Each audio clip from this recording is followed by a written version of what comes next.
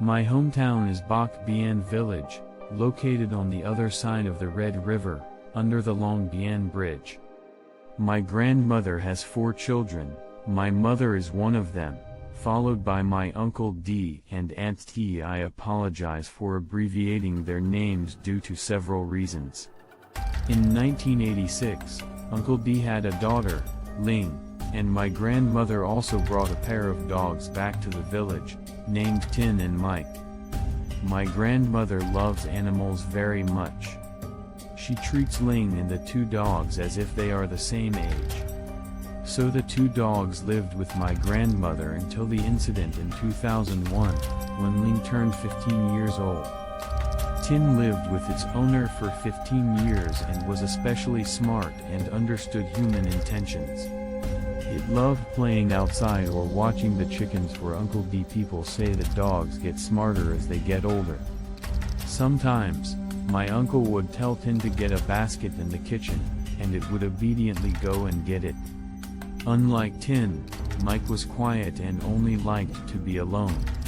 It rarely barked, only growled in its throat, but guarded the house perfectly.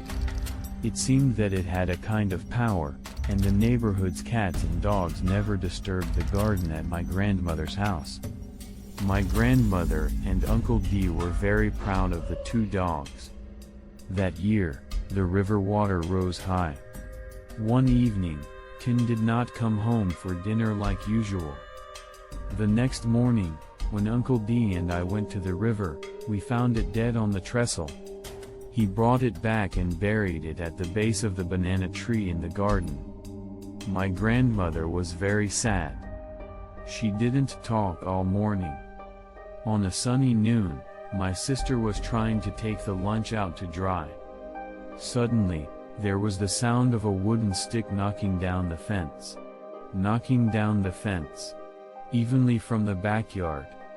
She thought it was a guest and went inside to get a hat and was about to run out when she saw Mike quietly behind the tree trunk, using 2 legs to support himself, holding the hat with his mouth.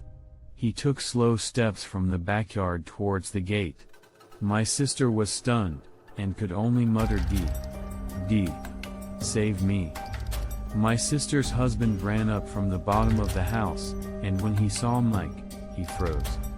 Mike took slow steps, standing on 2 hind legs, holding the head of the stick with his front legs, and his tongue sticking out.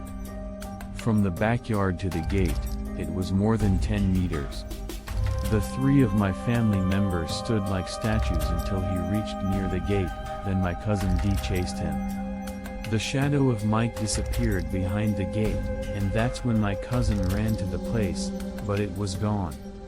My sister only panicked and lit incense at that time. The 3 of them were pale without a drop of blood. No one believes the story when retold. They said the 3 of them were dazzled. That night it rained heavily.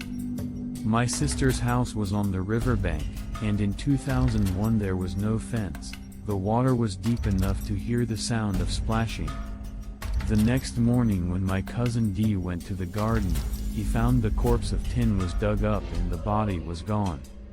Around it were the traces of a dog's footsteps. Until now, my sister still says that the 2 of them have not gone anywhere, and are still in the garden, but our house can't see them anymore.